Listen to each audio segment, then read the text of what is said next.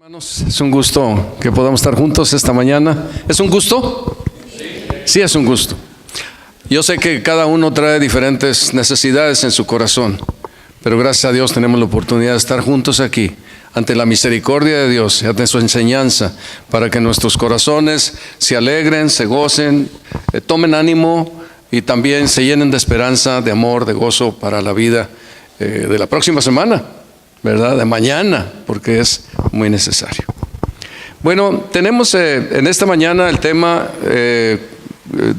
ya saben ustedes que he estado siguiendo por varios domingos el tema unos a otros. Unos a otros es un fundamento de la palabra de Dios. Aquí no es el pastor y las ovejas, porque eso no existe en la Biblia. Es unos a otros, así es como funciona la iglesia del Señor, porque somos miembros los unos de los otros del cuerpo de Cristo, y unos a otros nos ayudamos, nos edificamos, como hemos venido viendo a través de estas semanas.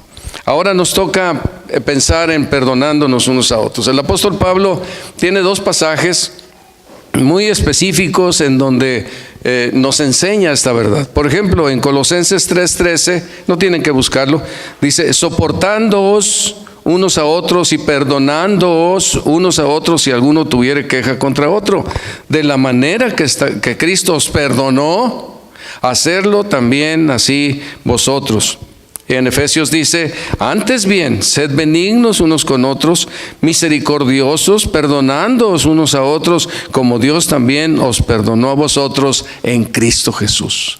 El perdón es esencial. El mundo en general, a veces nosotros aprendemos a no perdonar. Yo no lo perdono, que lo perdone Dios, pero yo no lo puedo perdonar. Esa es la frase que con mucha frecuencia se escucha, no solamente al andar por ahí en la calle, sino en la misma casa. No perdono a fulano, no. Yo espero que en esta mañana podamos entender que el reino de los cielos es otra cosa. Cuando nosotros venimos al reino de los cielos, entramos a un mundo raro. Es el mundo de Dios. Y en ese mundo es donde nosotros estamos siendo edificados, construidos, para que caminemos en él de acuerdo a sus verdades, de acuerdo a sus instrucciones, de acuerdo a su enseñanza. Y esta enseñanza, hermanos, es buena, edificante, constructiva, nos permite realizar la vida en una condición diferente. Ser cristiano es ser lo mejor del mundo, es la mejor experiencia, es la mejor situación que nosotros podemos experimentar en nuestras pobres vidas pecaminosas y arrastradas por el mal. Así que es una bendición, y el perdonar es una de las partes claves, importantes, que hacen una característica de los súbditos del reino de Dios. Y espero poderles decir en esta mañana, pues que esto es así. Aquí, para hacer un poquito de contexto, nos vamos a concentrar en los dos deudores, pero necesitamos recorrer algunos pasajes para llegar ahí. Y pues debo de decirles que el Señor Jesucristo habla con sus apóstoles, con sus discípulos, en un momento ahí en Mateo 18, en donde dice: en aquel tiempo los discípulos vinieron a Jesús diciendo: ¿quién es el mayor en el reino de los cielos? Y sabemos que en diferentes momentos de los evangelios, los discípulos estaban preguntándose: ¿quién es el mayor de nosotros? ¿Quién es el más importante de nosotros? Creo que la situación es interesante si comprendemos un poquito el contexto en que esto se desarrolló. El Señor Jesucristo se había llevado a un circuito de predicación a los apóstoles a la región de Sidón y de Tiro. Y también habían estado allá en Cesarea de Filipos, y allí habían subido al Monte Hermón y habían andado en aquella región que era una región muy interesante porque era mayormente de gentiles. Era un lugar en donde los demonios y en donde la maldad y muchas cosas de estas estaban en todo su apogeo. Mientras hicieron este circuito de predicación, pues una mujer tenía a su hija enferma, también poseída por demonios, otro hombre también, su hijo estaba poseído por demonios, un padre y una madre muy preocupados por esto. Estuvieron en la región, decía, de Filipos. Era un lugar en donde se adoraba, era un centro de idolatría pagana, en donde se adoraban demonios, en donde se adoraban ídolos, en una manera muy terrible. Así que toda aquella región era una región especialmente difícil por los demonios y esas cosas. Sin embargo, pareciera que el Señor se llevó a los discípulos a descansar en ese lugar. Y a mí me parece muy interesante porque ¿de qué estaba descansando el Señor Jesucristo en esa región? Pues de los fariseos y de los saduceos, que no lo dejaban en paz con sus preguntas, sus necedades, sus ataques. Entonces Él se fue por ahí para hacer este servicio de predicación, de demostrar el reino, mayormente a gente gentil, a un grupo grande de personas gentiles, judíos y gentiles, pero mayormente gentiles, les da de comerse. Es donde hace aquel milagro de los 4,000 que fueron alimentados en aquel momento en que estaban predicando. En ese lugar también están declaraciones muy importantes como la que hace Pedro. ¿Quién dicen los hombres que es el Hijo de Dios? Y Pedro dice: tú eres el Cristo, el Hijo del Dios viviente. Pedro tiene una experiencia preciosa y poderosa en donde Dios le ilumina para poder comprender y hacer la declaración de que Jesucristo es el Mesías. Más adelante Él escoge a Pedro, Jacobo y Juan y se los lleva al monte de la transfiguración y tienen la experiencia de ver al Señor Jesucristo en aquel lugar transformado y ven su gloria. Y aquellos quieren quedarse ahí porque era un paraíso, era algo glorioso.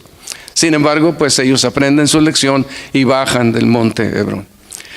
También en aquel circuito que tuvieron algunas reprensiones de parte del Señor sumamente interesantes, muy fuertes. La de Pedro, por ejemplo, cuando el Señor comienza a anunciar su muerte y su resurrección, entonces ya recuerdan ustedes que Pedro lo llama aparte y le dice: no permitas que tal cosa acontezca. Y el Señor como que se zafa de Pedro y le dice: quítate delante de mí, Satanás, porque me eres tropiezo. Entonces estaba haciendo, si Pedro había dicho una declaración revelada por el Padre, gloriosa, era una cosa, pero la otra era una declaración de la carne de Pedro que no tenía nada que ver con el plan de Dios.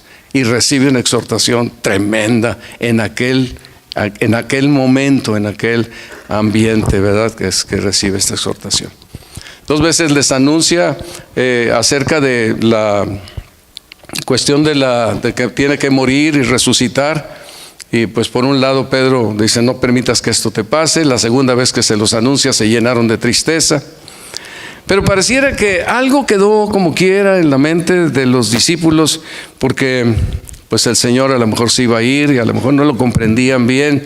Sin embargo, dice aquí la palabra de Dios, ya cuando llegamos a Mateo, ellos regresan a Capernaum, y entonces ya cuando ya están en Capernaum, dice Mateo, en aquel tiempo los discípulos vinieron a Jesús y le preguntan: ¿quién es el mayor en el reino de los cielos? Y parece que esta discusión se había hecho en diferentes momentos. En esta ocasión parece ser que la discusión era una discusión fuerte. Había palabras recíprocas en donde se estaban ellos hablando y diciendo, y a lo mejor hasta teniendo una discusión y quizás cierto pleito, preguntándose quién es el más importante.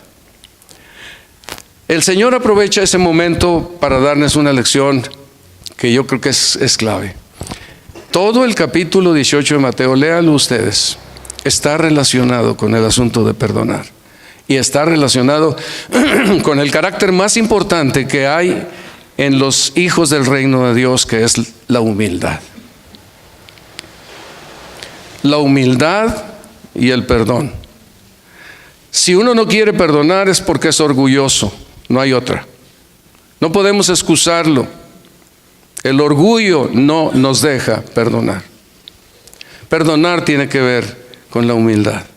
Y Dios nos pide a los hijos del reino que seamos humildes. Y esto es una parte importante.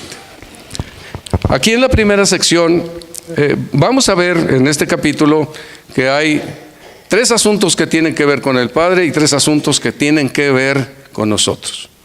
En los primeros 3 asuntos encontramos que el Señor les dice: ¿Quién es el mayor en el reino de los cielos? Dicen ellos, preguntan.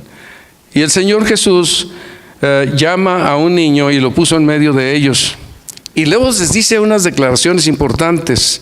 De cierto os digo que si no os volvéis y os hacéis como niños, no entraréis en el reino de los cielos.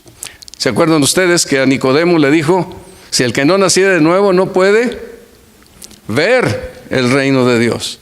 Y ahora aquí les dice, si no te haces como un niño, no puedes entrar en el reino de los cielos. Les está diciendo a sus discípulos, porque toda la enseñanza es para sus discípulos, y les dice, señores, si ustedes no son sencillos y humildes como este niño, no pueden entrar en el reino de Dios. Eso es imposible para pecadores como nosotros. Se necesita la gracia de Dios, se necesita que el Espíritu de Dios venga, nos haga nacer de nuevo, podamos ser iluminados y podamos entender los elementos que son claves para poder venir a la fe y a la salvación que el Señor nos ofrece. Este reino de los cielos es un reino de humildad. Dice, si no os volvéis y hacéis como niños, no entraréis en el reino de los cielos. Así que cualquiera que se humille como este niño, mayor es en el reino de los cielos. Entonces les está diciendo, para entrar al reino de los cielos tienen que ser humildes, como un niño.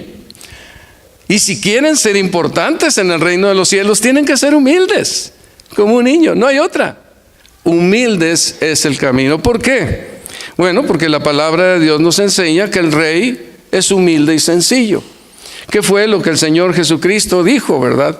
Aprended de mí, que soy manso y humilde de corazón.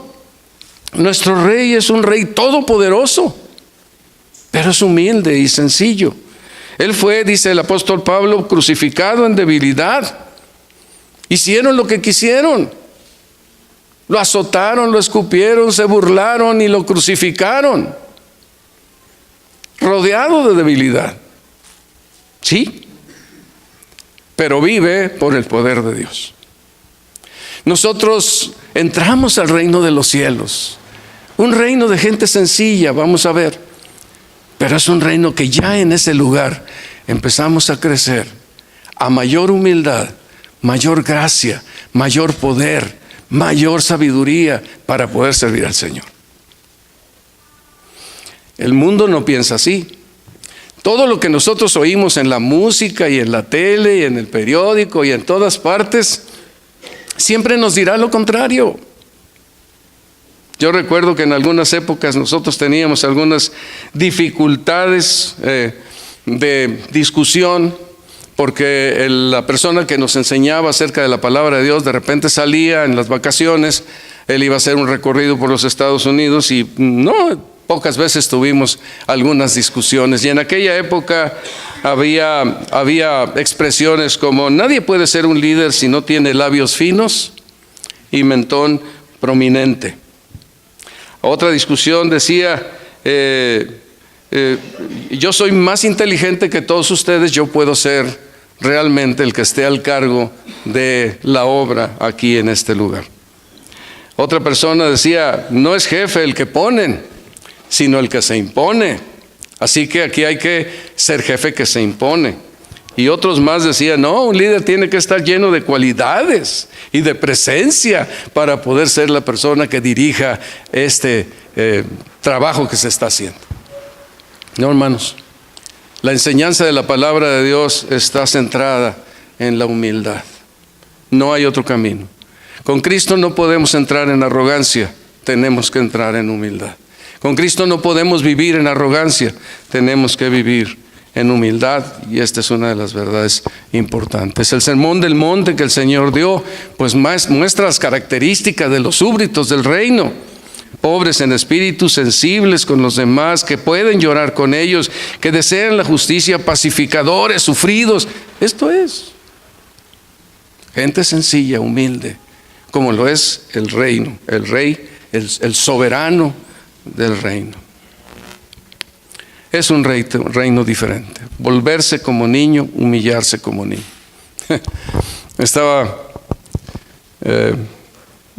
Aprendo muchas cosas con Dante Daniel, ¿verdad? y de repente se le van los carritos debajo de un sillón que tenemos ahí en la casa. Y entonces hay que traer un palito, aprendió él que hay que traer un palito y una lámpara para ver el carrito y entonces jalarlo con el palito. Y bueno, lo hemos hecho varias veces. Y entonces me dice, se me fue el carrito, algo así, ¿verdad, abuelo? En sus palabras de niño de 3 años y piquito. Y le digo, ¿qué necesitamos? El palito. Muy bien, entonces no. Pero luego se detiene y dice, ¿y la lámpara? Le digo, ¿dónde está la lámpara, hijo? Pues no se ve la lámpara, ¿dónde está la lámpara? Entonces, ¿sabes qué? Tenemos que cerrar los ojos y fuertemente decir, lámpara, ¿dónde estás? Y yo le iba a hacer una mala broma, pero lo veo. Y oigan, qué ternura. Digo, qué sencillez. Cierra sus ojitos y grita, lámpara, ¿dónde estás? Y yo le iba a decir, pues no salió la lámpara, nos quedamos sin lámpara, pero dije no. Y entonces yo ya sabía dónde estaba la lámpara, ¿verdad? O sea, mírala, aquí está la lámpara. Y entonces ya agarramos la lámpara. Pero me impactó esa sencillez. Nosotros debemos de ser así para la enseñanza de Dios. Tú lo dices, yo lo creo. Pero nuestra arrogancia no lo permite. Por eso debemos de venir al reino de Dios como un niño, para poder entrar en el reino de Dios. Humíllate, hermano, yo también, creyendo la palabra de Dios, aceptándola de corazón como algo muy importante y aplicándola en tu vida. Ese es un súbdito del reino. Tenemos que crecer en eso. Debemos desarrollarnos en eso para que seamos los hijos de Dios que Él espera que nosotros seamos en este lado del cielo, en este mundo. Muy bien, entonces la primera lección está en entrar al reino de los cielos y crecer en el reino de los cielos. Humildad, no hay de otra. Pero la segunda cosa que les empieza a enseñar de parte de Él a sus discípulos son súbditos del reino, que son como niños, que son personas así sencillas y humildes, que tienen un corazón fácil de aceptar las cosas, de creer en las personas. Entonces no deben tropezarse o hacerse tropezar unos a otros. La frase la expresión que sigue en la siguiente porción a mí me impactó. Les decía a los hermanos que vinimos a la oración ayer en la mañana, qué impacto me ha dejado. Y quisiera podérselos expresar, a lo mejor lo hago, a lo mejor no, pero qué impacto me dejó esta expresión. Imagínenlo, los niños, como este niño, como Dante Daniel, ¿verdad? Con tanta sencillez, que si lo traiciono, que lo puedo hacer con mucha facilidad porque me estaba creyendo, sencillamente, ¿qué daño hacemos? Y entonces aquí el Señor, les voy a pedir que cierren sus ojos, yo les voy a leer esta porción y piensen en ello. Piensen que ya les dijo, tienen que volverse como niños y humillarse como niños. El niño iba a ser la imagen. Y cualquiera que haga tropezar a alguno de estos pequeños que creen en mí, mejor le fuera que se le colgase al cuello una piedra de molino de asno y que se le hundiese en lo profundo del mar. Ay del mundo por los tropiezos, porque es necesario que vengan tropiezos. Pero ay de aquel hombre por quien viene el tropiezo. Por tanto, si tu mano o tu pie te es ocasión de caer, córtalo y échalo de ti. Mejor te es entrar en la vida cojo o manco que teniendo 2 manos y 2 pies y ser echado en el lago de fuego eterno. Y si tu ojo te es ocasión de caer, sácalo y échalo de ti. Mejor te es entrar con un solo ojo en la vida que teniendo 2 ojos y ser echado en el infierno de fuego. Abran sus ojos. Yo veo aquí como que el Señor Jesucristo está diciéndoles, ustedes son mis pequeñitos. Aquí la palabra dice, alguno que haga tropezar a estos pequeños, ya no se refiere a los niños. La palabra en el original es, esos pequeños es como menores, disminuidos. La expresión es pocos, gente no importante, es la idea que quiere dar la frase. Estas personas sencillas, como dice la palabra de Dios de todos nosotros, miren hermanos, ustedes no son muchos nobles, no somos gente sencilla. Y para el mundo somos personas sencillas. Si se levantara una oposición y alguien viniera aquí y quisiera matarnos, ¿qué vamos a hacer? Cuando Pedro quiso defender al Señor y sacó una espada y cortó no, así no es. El reino de Dios es otra cosa, hermanos. Y nosotros que hemos creído el Evangelio pertenecemos al reino de Dios. A menos que no seamos de Él, nos va a hartar. Pero si somos de Él, es el reino de Dios el que a nosotros nos debe manejar. Nosotros no podemos manejar el reino, es Él el Señor y nosotros somos sus súbditos. ¿Qué vamos a hacer? ¿Vamos a agarrar rifles? Y creo que en general no, a menos que Dios nos indicara, ¿verdad?, una visión de David y órale, éntrale, ¿verdad? Dios sabrá, pero en general nuestra postura es una postura de paz. Y donde quiera que ha habido ataques contra la iglesia y los creyentes, los matan. Como personas indefensas, pero no lo son. Son poderosos en Dios, en esa sencillez.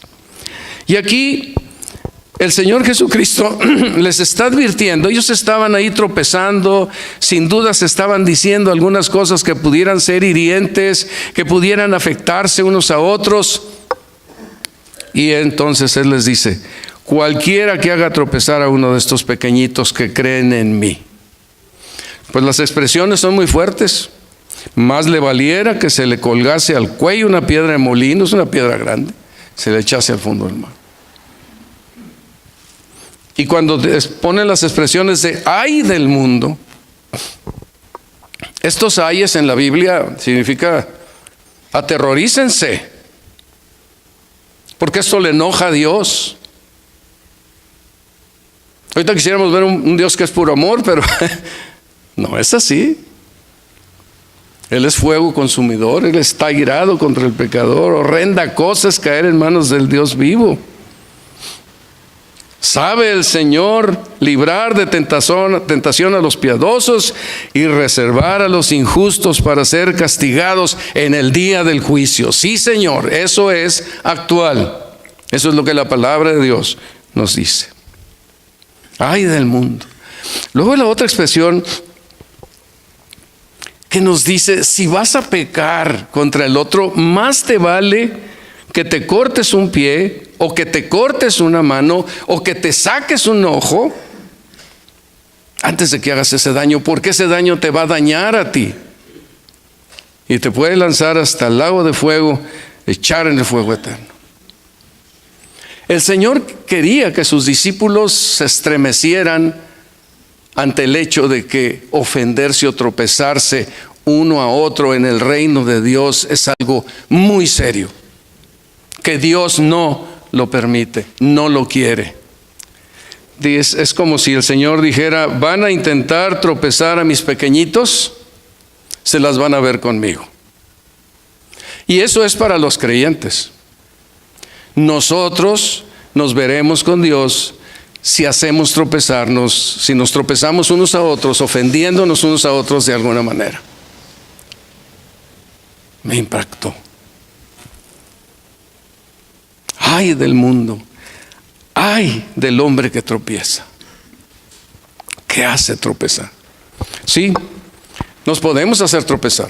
Y yo creo que la experiencia de todos nosotros es que hemos hecho tropezar a unos y nos han hecho tropezar también otros cuando de alguna manera nos hemos ofendido, nos hemos agarrado en discusiones, hemos afectado y no pedimos perdón. Estas cosas suceden, los pleitos suceden. Dice aquí el Señor Jesucristo, es necesario que vengan tropiezos. Estamos en un mundo perverso y nosotros tenemos una naturaleza perversa de pecado y orgullo, o sea que batalla mucho. Pero la solución es pedirnos perdón, perdonarnos unos a otros, que es a donde va llevando el Señor toda esta discusión que está presentando. Hay tantas cosas ahí que ver, pero espero que esto nos ayude a entender que no debemos tropezarnos unos a otros ofendiéndonos o haciéndonos cosas sin pedirnos perdón. Pone una tercera cosa más aquí desde parte de Dios. Dice, se van a hacer tropezar,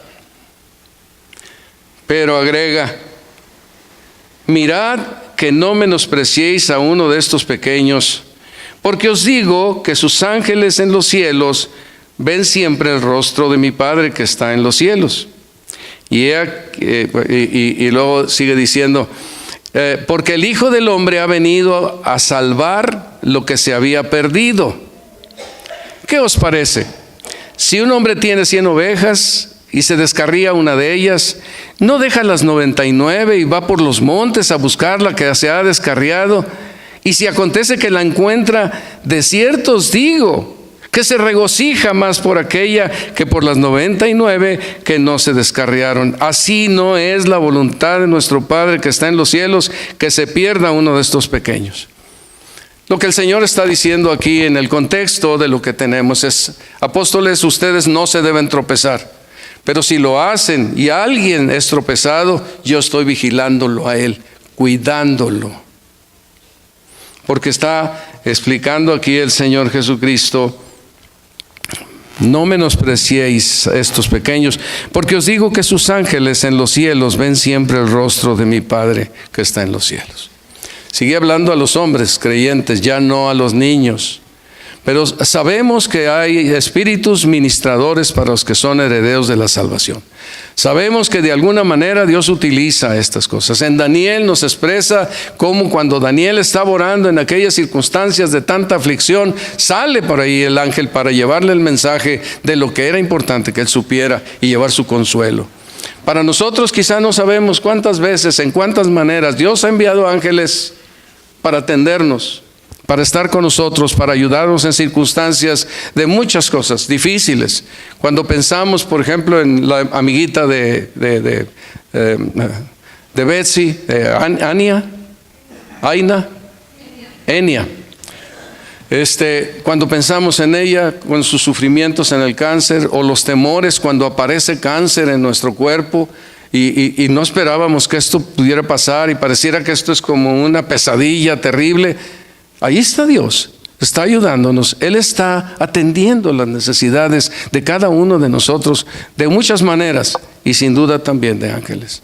Y cuando hay problemas de discusión y pleitos y que se ofenden unos con otros, también está Dios vigilando estas cosas y atendiendo estas cosas. Y Él tiene cuidado de todos. ¿Por qué? Porque Él vino a salvar lo que se había perdido. Un tropiezo que nos pueda hacer a alguien por alguna razón o una ofensa, si somos súbditos del reino, al final de cuentas el Señor nos ha salvado para que permanentemente estemos salvos. Y Dios lo hará así. Y dice la palabra del Señor aquí, que si un hombre tiene 100 ovejas y se descarría una de ellas, él va y deja las 99 y va por los montes a buscar a la que se había descarriado. Y el Señor estará cuidando a sus ovejas que andan descarriadas. Y si alguien fue afectado o afectó y se enojó mucho y entonces se descarrió, si es súbdito del reino, Dios lo cuidará y lo atenderá. Por eso en 1 Juan nos dice, si haces volver a alguien del error de Juan, has salvado a un hermano. Aquí es donde nosotros nos ayudamos. ¿Se acuerdan que hemos visto ayudarnos, exhortarnos, animarnos, alentarnos, exhortarnos a regresar a la fe, buscarnos unos a otros y alentarnos a seguir adelante, como lo vimos en los domingos pasados? Entonces aquí está obrando Dios a través de las personas, cuidando a sus hijos, y va por los montes y Deja las 99, dice aquí, va por los montes a buscar al que se había descarriado. Y acontece que la encuentra. De cierto os digo que se regocija por aquello. Dios está atento de esto, y cuando alguien se desanima o es profundamente afectado, Él se encarga de atraerlos nuevamente otra vez al redil, para que sigan adelante en su vida cristiana. Ahí está la experiencia, pero Él sabrá hacer que esa experiencia se constituya en una experiencia edificante y no destructiva, porque son súbditos del reino, los que son hijos del reino, ¿verdad? Esto es lo que podemos ver aquí. Entonces, hermanos, esta es la parte de Dios. Qué importante es que con humildad entremos al reino y con humildad crezcamos en Él. Qué importante es que no nos hagamos tropezar, porque Dios no está de acuerdo con que nosotros hagamos esto, y le ofende profundamente, le molesta profundamente. Los hijos del reino no debemos hacer esto. Y por el otro lado, el Señor se encarga de atraernos nuevamente al reino. Si por alguna manera fuéramos tropezados, el Señor nos atraerá nuevamente de muchas formas y maneras a través de otros creyentes para que regresemos nuevamente al redil. No se deben ofender.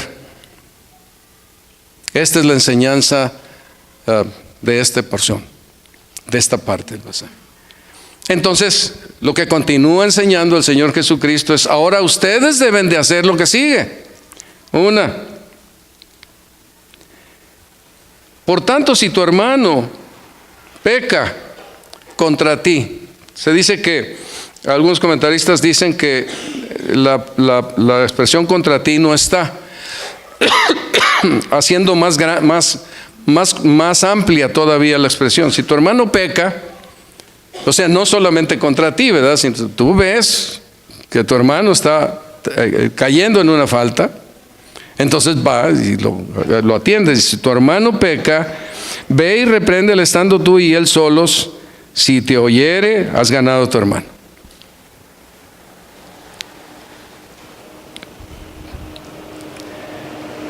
Mas si no te oyere, o sea, posiblemente alguna persona que está ofendida o afectada, pues yo voy y le pido, trato de arreglar cuentas con él, o si me ofendió a mí, pues yo voy y arreglo cuentas con él. Si tu hermano peca contra ti, yo voy y trato de arreglar las cosas con él, hablar con él. Y si no me oye, entonces debo hacer otra cosa más: llevar contigo uno o dos, para que por boca de 2 o 3 testigos conste toda palabra. Llevamos testigos para hacer este acuerdo, para entender qué fue lo que pasó. Y si no los oyere a ellos, entonces ya dilo a la iglesia. Y si no oye a la iglesia, tenle por gentil y publicano. Cuando hay dificultades entre los creyentes, se deben arreglar. No puede existir una dificultad entre los creyentes que no se arregle. Si no se arregla, no están obrando de acuerdo a la instrucción de Dios. No se está obrando de acuerdo a la manera de ser, a la vocación de los hijos del reino. Tenemos que arreglar las situaciones. No sorprende que haya desacuerdos, dificultades, discusiones o enojos. Lo que sí sorprende es que no se arreglen, porque deben ser arregladas, hermanos. Y si no se arreglan es por orgullo. Deben de haber humildad en nuestro trato y en nuestra relación con los hermanos.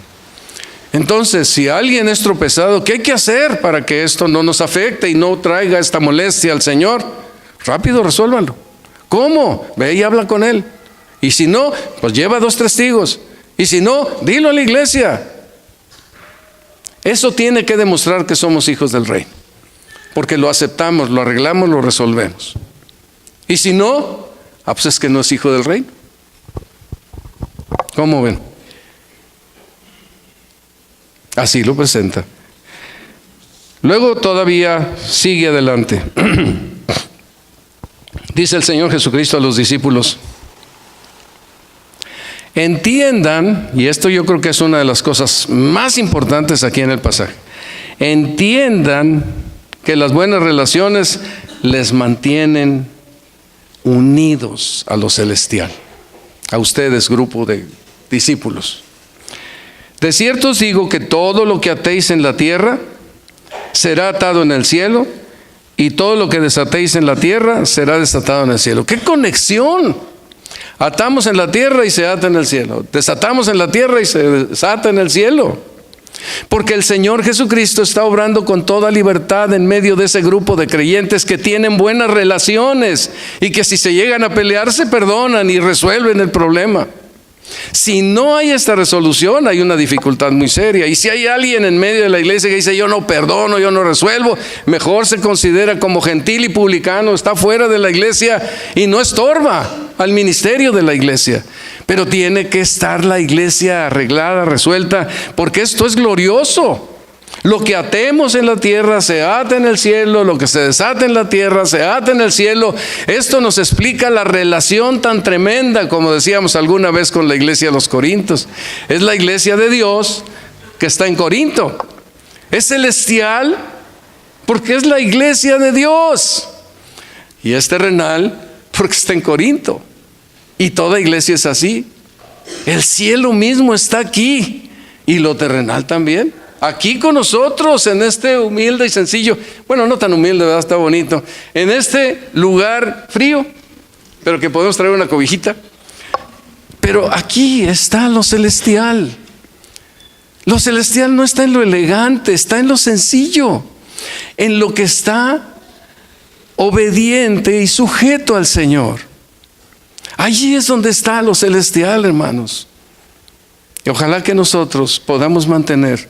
Somos la iglesia bíblica unidos en Cristo. Y esa unión cuesta humildad y sencillez para mantenernos en esa posición.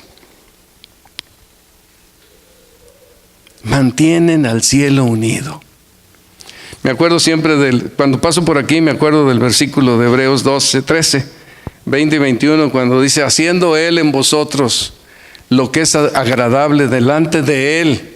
Fíjense cómo viene: haciendo Él en vosotros lo que es agradable delante de Él, por Jesucristo. Dios está operando en una iglesia, en todos sus miembros, no nomás en el pastor iluminado, en todos sus miembros. Dios está operando en todos sus miembros, no solo en el pastor y los diáconos, y las diaconisas. En todos sus miembros está operando lo que el Señor quiere hacer. Por eso, hermanos, es importante que nosotros seamos esa congregación que, aunque tenga diferencias, se resuelven, se perdonan, porque este es el mandamiento de nuestro Señor Todopoderoso. Y bueno, un último punto aquí. Entonces les dice: resuelvan de inmediato, y nos da el sistema. Y luego dice: entiendan que las buenas relaciones conectan al cielo con la tierra, a la iglesia con el cielo, y están cercanos. Y la tercera cosa dice: perdónense siempre. ¿Esto qué quiere decir? Que pues vamos a tener dificultades siempre, aunque seamos el mismo cielo, bueno, no el mismo cielo, pero aunque tengamos una buena iglesia